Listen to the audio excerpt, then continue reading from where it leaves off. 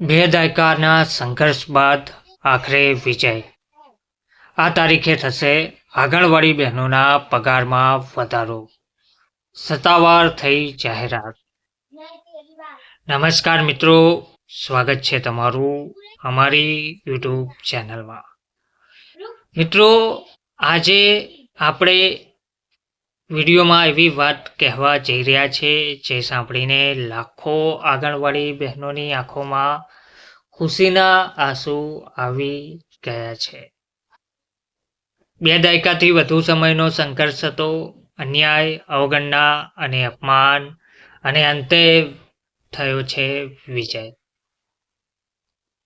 હા મિત્રો, આંગણવાડી બહેનોના પગાર વધારા અંગે સત્તાવાર જાહેરાત થઈ ચૂકી છે અને આજે આ વિડીયોમાં આપણે જાણશું આ સંઘર્ષ ક્યાંથી શરૂ થયો, આંગણવાડી બહેનોનું સાચું જીવન કેવું હતું, સરકારનો નિર્ણય શું છે, પગાર કેટલો વધશે અને કઈ તારીખથી લાભ મળશે, અને આ નિર્ણયનો ગુજરાતની લાખો બહેનો પર શું અસર પડશે. વિડીયોને અંત સુધી જોજો, કારણ કે આ વિડીયો માત્ર સમાચાર નથી, આ એક ઇતિહાસ છે. વિડીયો જો ગમે તો વિડીયોને લાઈક કરજો, ચેનલને સબસ્ક્રાઈબ કરજો અને વધુને વધુ આંગણવાડી બહેનો સુધી શેર કરજો.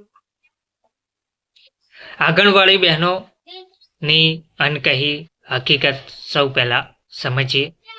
મિત્રો, આંગણવાડી બહેન એટલે માત્ર એક કર્મચારી નહીં, તે માતા છે, તે શિક્ષિકા છે, તે પોષણ કાર્યકર છે અને ઘણીવાર તે નર્સ પણ છે.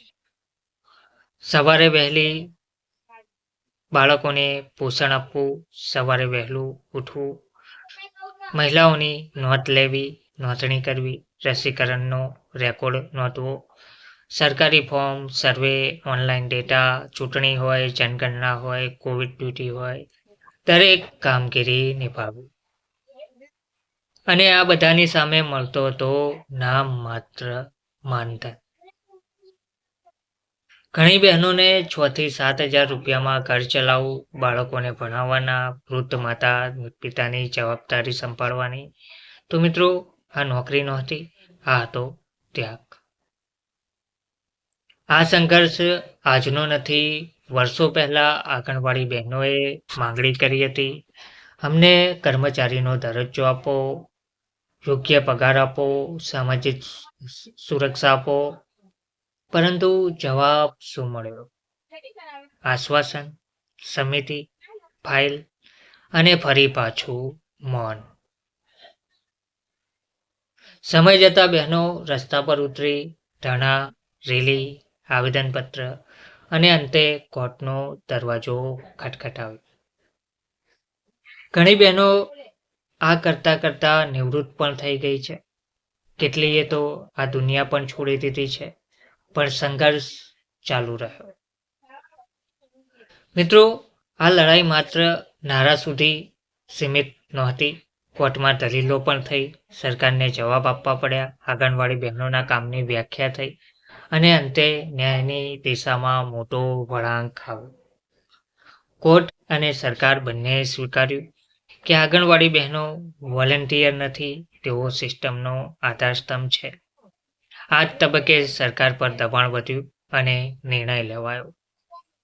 હવે સૌથી મહત્વની વાત, સરકારે સત્તાવાર રીતે પગાર વધારાની જાહેરાત કરી છે. માનધનમાં નોંધપાત્ર વધારો કર્યો છે. કેન્દ્ર અને રાજ્ય ફાળવણીમાં સુધારો કર્યો છે. અનુભવ આધારિત લાભ પણ તેમને મળવાપાત્ર રહેશે.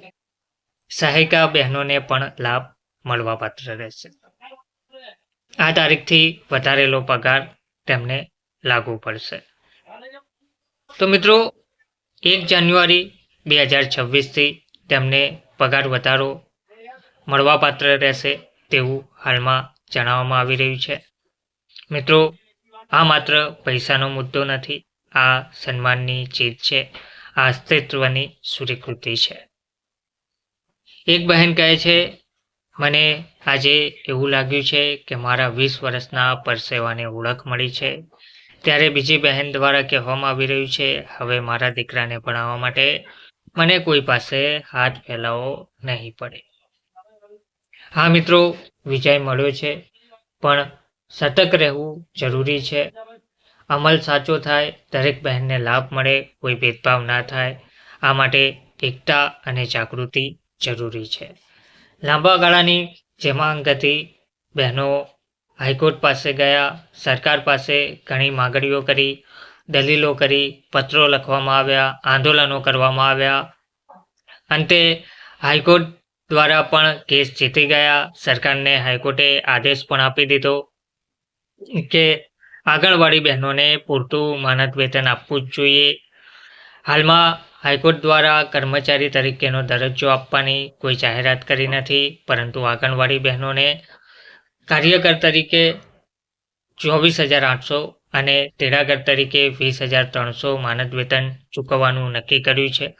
બાકી રહેતું એરિયસ 1 એપ્રિલ 2025થી તેમને ચૂકવવાનો સરકારને આદેશ કર્યો છે. અને સરકાર દ્વારા પણ આખરે નિર્ણય લીધો છે. પ્રક્રિયા પૂરજોશમાં ચાલી રહી હતી, તેનો આખરે અંત આવ્યો છે. 1 જાન્યુઆરી 2026થી આ પગાર વધારો લાગુ થાય તેવું જોવા મળી રહ્યું છે, અને તેની જાહેરાત સરકાર પોતે સત્તાવાર પરિપત્રમાં કરશે તેવું પણ જોવા મળી રહ્યું છે. હવે બહેનોને ફક્ત સતર્ક રહેવાની જરૂર છે, કારણ કે આ જે અમલ કરવામાં આવશે તે સાચો થાય, દરેક બહેનને સમાન લાભ મળે, કોઈ ભેદભાવ ના થાય. લાંબા સમયથી જે ચાલતી આવતી આ માંગ છે તેનો અંત તો આવ્યો છે, પરંતુ સુખદ રીતે તેનો અંત આવે તે પણ ખૂબ જ જરૂરી છે. અને આંગણવાડી બહેનોને પૂરતો ન્યાય મળે તે પણ ખૂબ જરૂરી છે. જે લાંબા ગાળાથી ચાલતી આવતી માંગ હતી તેનો આખરે અંત તો આવ્યો છે, પરંતુ તેનો સાચો અમલ થાય તે જ સાચી જીત છે. તે માટે બહેનોએ એકતા અને જાગૃતિ રાખવી ખૂબ જ જરૂરી છે. તો મિત્રો, આ વિડીયો જો તમને લાગણીસ્પર લાગ્યો હોય તો વિડીયોને લાઈક જરૂરથી કરજો, વધુને વધુ શેર કરજો, ખાસ કરીને દરેક આંગણવાડી બહેન સુધી, અને ચેનલને સબસ્ક્રાઈબ જરૂરથી કરજો, કારણ કે આ જીત માત્ર તેમની નથી, આ સમાજની જીત છે.